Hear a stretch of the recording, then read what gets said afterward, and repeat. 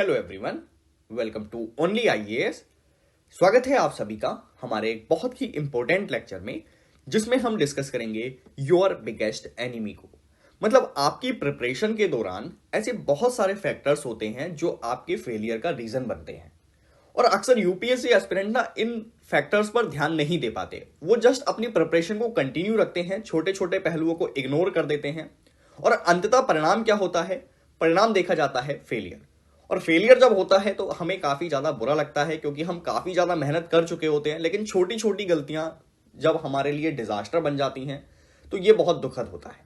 तो इस लेक्चर के थ्रू हम उन्हीं चीजों को डिस्कस करेंगे जो कि हमारी प्रिपरेशन में हमारी सफलता के चांसेस को काफी ज्यादा बढ़ा देंगे, और साथ में जो असफलता है उसके चांसेस को काफी ज्यादा मिनिमाइज कर देंगे।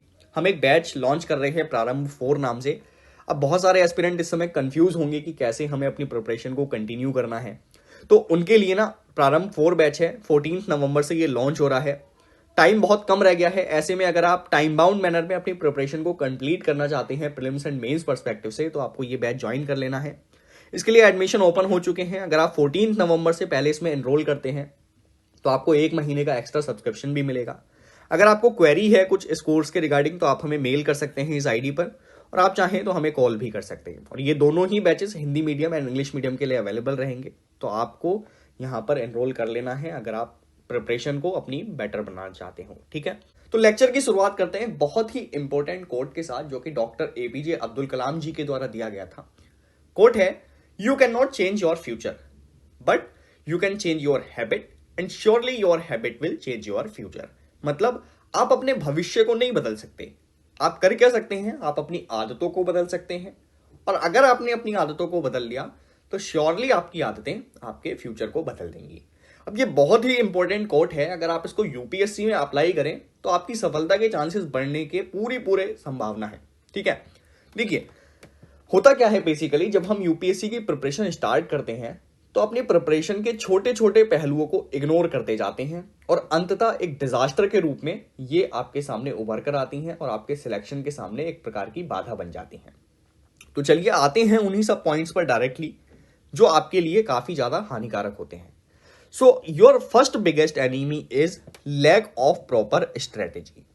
देखिए मैंने बहुत सारे एस्पिरेंट को ऐसे देखा है कि वो क्या करते हैं, कोई मूवी देखकर आ गए, जैसे सिंघम मूवी देखकर आ गए और उनका मन कर गया कि मुझे आईपीएस बनना है, या फिर उन्होंने कोई वेब सीरीज देख ली, उसके बाद उनका मन करेगा कि नहीं मैं तो आईएएस बनूंगा, या किसी आईएएस को जाते हुए देख लिया 3-4 गाड़ियों के साथ, तो उनको एक अट्रैक्शन हो गया आईएएस के प्रति, तो वो क्या करते हैं, सीधे प्रिपरेशन में जंप कर जाते हैं कुछ अट्रैक्शन को देखकर। उन्हें यह पता ही नहीं होता कि यूपीएससी का सिलेबस कितना ज्यादा वास्ट है, क्या आपके लिए यहां पर रोल एंड रिस्पॉन्सिबिलिटी होगी। ठीक है, रोल्स एंड रेस्पॉन्सिबिलिटी को बिना जाने आप इसकी प्रिपरेशन में कूद जाते हैं। फिर जैसे जैसे आपको पता लगता है कि सिलेबस काफी ज्यादा बड़ा है, इसको याद करने में, रिमेंबर करने में आपको काफी ज्यादा परेशानी आएगी, तो आप अंततः क्या करते हैं, प्रिपरेशन को लीव कर देते हैं। कुछ एस्पिरेंट ऐसे होते हैं जो लीव करना भी नहीं चाहते। वो सोचते हैं कि मैंने प्रिपरेशन को काफी ज्यादा कर लिया है, अब इतना आगे बढ़ चुका हूं तो थोड़ा और बढ़ लेता हूं, लेकिन वो अपना 100% जब तक डेडिकेशन नहीं देंगे ना, तब तक उनका सिलेक्शन बिल्कुल भी नहीं होने वाला है। ठीक है, तो ये चीज आपको हमेशा ध्यान में रखनी है। तो आपको करना क्या है, जब भी अपनी प्रिपरेशन स्टार्ट करनी है, आपके पास एक प्रॉपर स्ट्रेटेजी होनी चाहिए। Now what do you mean by proper strategy? आपको क्या करना है, basically previous year question papers को एनालाइज करना है। जब तक आप इनको एनालाइज नहीं करेंगे ना, आपको यह नहीं पता लगेगा कि मुझे किस सब्जेक्ट के लिए कितना टाइम अलोकेट करना है। मैं एक एग्जांपल लेता हूं आप लोगों के लिए। जैसे आपने अगर जीएस पेपर 1 को उठाकर देखा होगा तो इसमें बहुत सारे टॉपिक्स लिखे हैं, जैसे history, geography and Indian society. अब हिस्ट्री में अपने आप में कई सारे सेक्शन हैं, जैसे इसमें आर्ट एंड कल्चर आता है, इसमें आपका मॉडर्न हिस्ट्री आता है, इसमें वर्ल्ड हिस्ट्री आता है, पोस्ट इंडिपेंडेंस आता है। तो बच्चे क्या करते हैं, यहां पर सभी चीजों पर इक्वली फोकस करने लगते हैं। जैसे वर्ल्ड हिस्ट्री उन्होंने उठाया तो वर्ल्ड हिस्ट्री पर 1 मंथ देना शुरू कर दिया, पोस्ट इंडिपेंडेंस को वो 1 मंथ अलोकेट कर देंगे, मॉडर्न हिस्ट्री को भी 1 मंथ अलोकेट करेंगे। इस तरीके से प्लान बनाते हैं। लेकिन ये प्लान क्या सही है? Answer is no. आपको करना क्या है, आपको वेटेज देखना है कि किस सब्जेक्ट से कितने क्वेश्चंस पूछे जा रहे हैं। जब आप पीवाईक्यू एनालाइज करेंगे तो आपको पता लगेगा कि कि मॉडर्न हिस्ट्री से काफी ज्यादा क्वेश्चंस आपके जीएस पेपर 1 में आ रहे हैं। इसके अलावा आर्ट एंड कल्चर से भी अच्छे खासे क्वेश्चंस आ रहे हैं। तो आपको क्या करना है, आपको इन दो सब्जेक्ट्स पर थोड़ा सा ज्यादा फोकस करना है, इनको ज्यादा टाइम अलोकेट करना है। दूसरा, जैसे वर्ल्ड हिस्ट्री को आप उठाकर देखेंगे तो 4-5 साल में हार्डली 1-2 क्वेश्चंस आए हुए होंगे। ऐसे ही पोस्ट इंडिपेंडेंस में भी आप देखेंगे तो 4-5 साल में 1-2 क्वेश्चंस आए हुए हैं। तो आपको अगर इन सब्जेक्ट्स के लिए 1 मंथ अलोकेट करना है तो क्या प्रैक्टिकल लग रहा है ये? आंसर इज नो, प्रैक्टिकल तो बिल्कुल नहीं लग रहा। तो आपको क्या करना है, आपको इस तरीके से अपने सब्जेक्ट्स को मैनेज करना है। जिनका वेटेज ज्यादा है उन पर ज्यादा फोकस करना है, जिनका वेटेज कम है उनको कम फोकस देना है। ठीक है, ये आपकी स्ट्रेटेजी का एक प्रॉपर पार्ट होता है। उसके बाद अगर आपकी पुअर ग्रिप है अपने सिलेबस को लेकर तो भी ये आपकी सफलता के लिए एक बाधा बनेगा। मैंने देखा है कि बहुत सारे एस्पिरेंट बस मोटे मोटे तौर पर अपने सिलेबस को जानते हैं। जैसे पेपर 1 में उनसे पूछा तो बोलेंगे हिस्ट्री, ज्योग्राफी, सोसाइटी है। पेपर 2 में उनसे पूछा जाएगा तो बोलेंगे इसमें पॉलिटी आता है, गवर्नेंस आता है, इंटरनेशनल रिलेशन आता है, सोशल जस्टिस आता है। तो ब्रॉड लेवल पर तो वो सिलेबस को जानते हैं, लेकिन अगर उनसे ये पूछ लिया जाए कि सर पॉलिटी में क्या आएगा, तो वो ये नहीं बता पाएंगे कि पॉलिटी के अंतर्गत कौन कौन से टॉपिक्स मेंशन्ड हैं। ओके, ये बड़ी प्रॉब्लम है यूपीएससी एस्पिरेंट के साथ। अगर उनसे ये पूछ लिया जाए कि आर्ट एंड कल्चर में क्या क्या पूछा जाता है तो वो बोलेंगे कि बस आर्ट एंड कल्चर हमें पता है, ये नहीं पता इसके अंदर किस तरीके के क्वेश्चंस बनेंगे। ओके, लेकिन जब आप मेजर अपने सिलेबस को पढ़ेंगे, मेंस के सिलेबस को डिटेल में पढ़ेंगे, तो आपको पता लगेगा कि आर्ट एंड कल्चर के अंतर्गत वो क्या पूछते हैं। वो पूछते हैं आर्ट फॉर्म्स, वो पूछते हैं आपसे आर्किटेक्चर। ठीक है, इसके अलावा वो पूछते हैं आपसे लिटरेचर। ये मेंस के सिलेबस में आपका क्लियरली डिफाइंड है। और जब आप पीवाईक्यू देखते हैं तो आपको पता लगता है कि यूपीएससी कभी भी अपने सिलेबस से बाहर नहीं जाती। अक्सर बच्चे क्या करते हैं, करंट अफेयर्स के पीछे भागते रहते हैं। लेकिन जब आप पीवाईक्यूज उठाकर देखेंगे ना, जितने भी करंट के टॉपिक्स हैं वो कहीं ना कहीं यूपीएससी के सिलेबस के साथ 100% मैच करते हैं। यूपीएससी कभी अपने सिलेबस से बाहर नहीं जाती है। ओके, तो आपको यह करना है कि अपने सिलेबस पर एक अच्छी ग्रिप होनी चाहिए।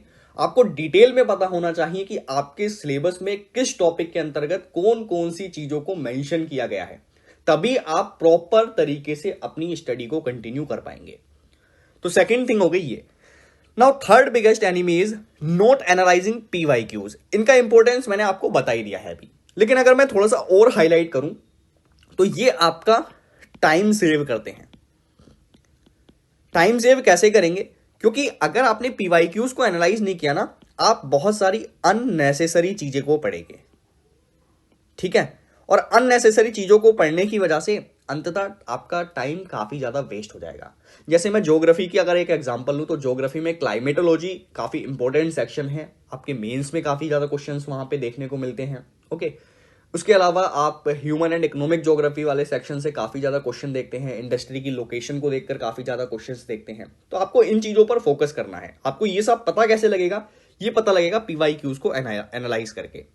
अब पीवाईक्यूज में आपको दोनों देखने हैं, प्रीलिम्स के भी देखने हैं और मेंस के भी देखने हैं। ठीक है, नाउ नेक्स्ट बिगेस्ट एनिमी है प्रोक्रेस्टिनेशन।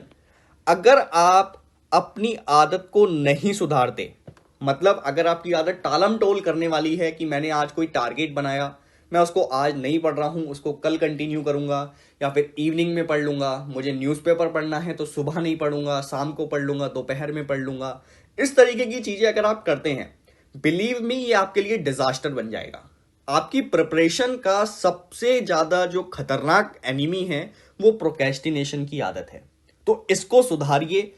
हमेशा अपनी प्रिपरेशन में प्रोएक्टिव रहिए। अगर आपने कोई प्लान बनाया है कि मुझे ये करना है, तो मॉर्निंग में उठने के बाद प्रायोरिटी के साथ आप उन चीजों को डन करें। ठीक है, अगला अगर हम बिगेस्ट एनिमी की बात करें तो ये है फियरफुल रहना और अपने आप को अंडर एस्टिमेट करना। देखिए, यूपीएससी का सिलेबस अपने आप में बहुत वास्ट है और ये एस्पिरेंट को बहुत ज्यादा परेशान कर देता है। क्यों परेशान करता है? इतने सारे सब्जेक्ट्स हैं, इनको हम कैसे याद करेंगे? बहुत सारे एस्पिरेंट जो अपनी प्रिपरेशन को कंटिन्यू कर चुके होते हैं, उनको बीच में ये लग रहा होता है कि मैंने जो भी सब्जेक्ट्स का रिवीजन अभी तक किया है, जो भी मैंने पढ़ा है, वो तो मुझे याद ही नहीं है, वो मैं रिमेंबर ही नहीं रख पा रहा हूं। उसको रिकॉल करने की जब कोशिश कर रहा हूं तो रिकॉल भी नहीं हो रहा है वो। तो सर मेरी प्रिपरेशन कैसे कंटिन्यू हो पाएगी? वो अपने आप को फिर अंडर एस्टिमेट कर लेते हैं कि मैं तो बहुत खराब स्टूडेंट हूं, मुझसे तो कुछ भी याद नहीं हो रहा, जो भी मैंने पढ़ा है अगर मैं उसको यूटिलाइज ही नहीं कर पाऊंगा तो क्या फायदा है इतनी प्रिपरेशन करने का, इतनी मेहनत करने का क्या फायदा है? तो ऐसे में आप अपने आप को बिल्कुल अंडर एस्टिमेट मत करिए, ये एक नेचुरल प्रॉब्लम है। सभी एस्पिरेंट जो सिलेक्ट हो चुके हैं उनके साथ भी ये प्रॉब्लम्स आई हैं, है ना। अगर आपने बहुत सारे टॉपर्स के सेशन देखे होंगे तो टॉपर्स को ये भी नहीं पता होता कि उन्होंने कौन सी बुक्स पढ़ी थी। वो सोचते रह जाते हैं कि इसके लिए मैंने एक बुक पढ़ी थी, मुझे उसका नाम एक्चुअली याद नहीं आ रहा। इस तरीके की चीजें वो बोलते हैं। वो क्यों बोल रहे होते हैं? क्योंकि सिलेबस ही इतना ज्यादा बड़ा है, आपको हर चीज नहीं याद रह सकती। ह्यूमन ब्रेन की अपनी एक लिमिटेशन है, तो आप ये एक्सेप्ट करिए और अपने आप को अंडर एस्टिमेट मत करिए। ये एक नेचुरल प्रॉब्लम है। फाइन। तो अगर आप अंडर एस्टिमेट करते रहेंगे अपने आप को तो कभी भी आप सही चीजों पर फोकस नहीं कर पाएंगे, और फोकस ना होने की वजह से आपका काफी ज्यादा टाइम वेस्ट होगा। क्योंकि ब्रेन का ना एक सिंपल फॉर्मूला है, ब्रेन को ये नहीं पता होता है क्या चीज सही है क्या चीज गलत है। जो भी थॉट्स आप अपने ब्रेन में बना रहे होते हैं वही आपका ब्रेन रियलाइज करता है। जैसे मैं एक एग्जांपल के थ्रू अगर समझाने की कोशिश करूं, तो आप कभी शादी पार्टी में जाते हो तो आप एक ड्रेस पिक करते हैं कि शादी के लिए मैं ये ड्रेस पहनकर जाऊंगा। लेकिन ये मानकर चलिए अगर वो ड्रेस किसी दिन खराब हो गया, मान लीजिए सुबह आपने प्लान बनाया था कि शाम को इस ड्रेस को पहनना है, वो ड्रेस किसी वजह से खराब हो गया, आप शाम को उसे नहीं पहन पाए, तो आपको दूसरा ड्रेस पहनना पड़ेगा। और जब आप दूसरा ड्रेस पहनेंगे तो आप कॉन्फिडेंट महसूस नहीं करेंगे। आप मिरर में देखकर ये फील करेंगे कि मैं आज अच्छा नहीं लग रहा हूं। पार्टी में जाने के बाद भी आपको ऐसा लगेगा कि बाकी सब लोग तो अच्छे लग रहे हैं लेकिन मैं अच्छा नहीं लग रहा हूं। तो ब्रेन को ये नहीं पता है क्या ठीक है क्या गलत है। जो थॉट आपने बना लिया ना अपने ब्रेन में कि आप अच्छे नहीं लग रहे, तो अब बिलीव मी आप कहीं भी अच्छे नहीं लगेंगे। तो वही चीज होती है यहां पर भी, जब आप अपने आप को अंडर एस्टिमेट कर रहे होते हैं कि मैं एक अच्छा स्टूडेंट नहीं हूं, तो आपका ब्रेन फिर आपको रियलाइज कराने लगेगा कि हाँ आप खराब स्टूडेंट हो, आप अच्छा नहीं कर पाओगे। तो ये बहुत खतरनाक चीज होती है। आपको अंडर एस्टिमेट नहीं करना है कभी कभी भी अपने आप को। नेक्स्ट थिंग जो डिजास्टर बनता है आपके लिए वो है ओवर कॉन्फिडेंस होना। कई एस्पिरेंट को मैं देखता हूं कि जैसे प्रीलिम्स के टाइम पर सीसैट को कंप्लीटली इग्नोर कर देते हैं। वो ये कहते हैं कि मैं तो बीटेक से आया हूं या फिर मैंने आईआईएम से स्टडी की है, तो ऐसी कंडीशन में मेरे लिए मैथ इतनी ज्यादा परेशानी की बात नहीं है, मैंने कैट की भी प्रिपरेशन कर रखी है, तो मैथ तो मैं कर लूंगा। लेकिन ऐसे मेधावी छात्र भी ना सीसैट में फेल हो जाते हैं। तो आपको कभी भी ओवर कॉन्फिडेंट नहीं होना है किसी भी चीज को लेकर। जो आपका सिलेबस है उस पर आपकी नजर होनी चाहिए, आपको प्रैक्टिकली उसको टेस्ट करना चाहिए कि मैं किस लेवल पर हूं। तो ये हो गया आपका अगला बिगेस्ट एनिमी। नेक्स्ट थिंग की अगर मैं बात करूं तो इग्नोरिंग न्यूज़पेपर एंड एनसीईआरटीज। देखिए मैंने कई बार ऐसा देखा है, आप लोगों ने भी अगर प्रीवियस ईयर क्वेश्चन पेपर्स देखे होंगे तो ये महसूस किया होगा कि कई बार न्यूज़पेपर की जो हेडलाइंस होती हैं उनसे भी प्रीलिम्स में क्वेश्चंस बने हुए होते हैं। तो न्यूज़पेपर को आपको जरूर पढ़ना है। आपके आसपास जो घटनाएं चल रही होती है ना उसी को यूपीएससी कहीं ना कहीं स्टैटिक पोर्शन के साथ लिंक करके आपसे क्वेश्चंस पूछता है। तो हमारे जो सिलेबस में चीजें लिखी हुई है ना वो जनरल स्टडी वाली चीजें हैं, मतलब सामान्य ज्ञान वाली चीजें हैं। तो सामान्य ज्ञान अगर आपको लेना है तो न्यूज़पेपर से बेटर कोई चीज नहीं हो सकती। और दूसरी चीज, आप एनसीईआरटी को कभी भी इग्नोर मत करिए। एनसीईआरटी से यूपीएससी में डायरेक्टली क्वेश्चंस आते हैं मेंस में हर साल, और ये आपको अच्छे खासे मार्क्स दिलाते हैं। ठीक है, चाहे प्रीलिम्स की बात करूं तो प्रीलिम्स में भी एनसीईआरटी से सीधे सीधे क्वेश्चन पूछे जाते हैं। अगर मैं एवरेज वेटेज बताऊं ना, प्रीलिम्स में 25% क्वेश्चंस ऐसे होते हैं जिनको आप एनसीईआरटी के बेसिस पर सॉल्व कर सकते हैं। और अगर आपने एनसीईआरटी पर अच्छी कमांड कर रखी है तो बिलीव करिए करंट अफेयर्स के क्वेश्चंस को भी आप इजीली टैकल कर पाएंगे, क्योंकि आपको उसके पीछे का थीम पता हो जाएगा ना, उसका जो बेसिक कॉन्सेप्ट है, कोर कॉन्सेप्ट है, वो आपको पता रहेगा एनसीईआरटी पढ़ने के बाद। तो इस चीज को कभी भी इग्नोर मत करिएगा। नेक्स्ट थिंग आती है लैक ऑफ रिवीजन। अगर आप अपना रिवीजन बेटर नहीं करते, अगर आपको ऐसा लगता है कि आपने 2-3 टाइम्स किसी बुक को पढ़ लिया है तो वो बुक आपको याद हो गई है, एग्जाम में आप उसको रिकॉल कर पाएंगे, तो ऐसा बिल्कुल नहीं है। अक्सर आपने सुना होगा कि टॉपर्स भी बोल देते हैं कि 3-4 रिवीजन कर लो वो इनफ है। लेकिन अगर मैं आपको प्रैक्टिकली बताऊं ना, आपको 7 to 10 रिवीजन मिनिमम करने चाहिए। दिस इज मिनिमम, मैक्सिमम तो मैं बता ही नहीं रहा हूं।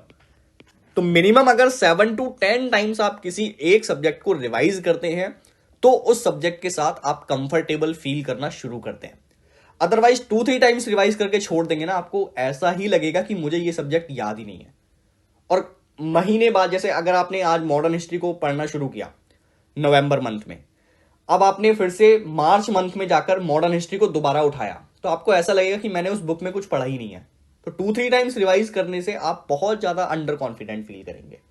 तो एटलीस्ट 7 to 10 टाइम्स रिवाइज करिए। जब भी आप किताब को पढ़ रहे हो, अपने शॉर्ट नोट्स भी प्रिपेयर करिए। शॉर्ट नोट्स ऐसा नहीं है कि एकदम प्रिपेयर हो जाएंगे, 2-3 टाइम्स पहले उसका रिवीजन करिए, उसके बाद शॉर्ट नोट्स को प्रिपेयर करिए और शॉर्ट नोट्स को बार बार पढ़िए। तो इससे क्या होता है, इससे आपका जो रिवीजन है वो एक अच्छे लेवल पर पहुंच जाता है, और जब एग्जामिनेशन में आपको याद करने की बारी आती है, रिकॉल करने की बारी आती है, तो आप इजीली उसको रिकॉल कर पाते हैं। नाउ लास्ट थिंग, अगर मैं बिगेस्ट एनिमी की बात करूं तो not practising daily MCQs and mains question. अगर आप ये सोचते हैं कि मैं सिर्फ पढ़कर इस एग्जाम को निकाल सकता हूं, तो आप बहुत बड़ी मिस्टेक कर रहे हैं। आपने जो कुछ भी आज पढ़ा उसके एमसीक्यूज को आप सॉल्व करिए। डेली बेसिस पर बहुत सारे वेबसाइट्स पर आप देखते होंगे कि एमसीक्यूज आते हैं करंट अफेयर्स के। तो अगर आपने मॉर्निंग में न्यूज़पेपर पढ़ा है, तो नाइट में आपको एक 5-10 एमसीक्यू सॉल्व करने में क्या जा रहा है, कर सकते हैं आप। उसका एक्सप्लेनेशन जरूर पढ़िएगा कि मैं कहां गलती कर रहा हूं, तो वो आपके माइंड में, सबकॉन्शियस माइंड में बैठ जाते हैं, और जब भी उसको याद करने की जरूरत पड़ती है मेन एग्जामिनेशन में, तो आपको वो चीजें याद आ जाती हैं। अगली बात है मेंस क्वेश्चन प्रैक्टिस करना। जैसे अगर आप ज्योग्राफी पढ़ना स्टार्ट करते हैं, फॉर एग्जांपल आप फिजिकल ज्योग्राफी पढ़ रहे हैं और आपने एक टॉपिक पढ़ा क्लाइमेटोलॉजी का, तो आप क्या करिए, उस क्लाइमेटोलॉजी टॉपिक से संबंधित जो क्वेश्चंस हैं उनको जस्ट गूगल सर्च कर लीजिए, जैसे मेंस क्वेश्चन ऑन क्लाइमेटोलॉजी। तो आपके सामने ना बहुत सारे क्वेश्चंस आ जाएंगे, उन क्वेश्चंस को प्रैक्टिस करने की कोशिश करिए। हो सकता है बहुत सारे क्वेश्चंस आपसे सॉल्व ना भी हो, तो उनका एक्सप्लेनेशन पढ़िए, देखिए कि मैंने कहां गलती कर दी। कुछ नई चीज आपको मिले तो उसको अपने नोट्स में ऐड ऑन कर लीजिए। तो अगर इस तरीके की चीजें आप करते हैं, प्रैक्टिस करते हैं इस तरीके से एक्सप्लेनेशन पढ़ पढ़ के, तो आपकी प्रिपरेशन एक बहुत अच्छे लेवल पर पहुंच जाएगी। ठीक है, तो ये आपके कुछ बिगेस्ट एनिमी हैं जिन पर आपको फोकस करना है, इनको टैकल करना है।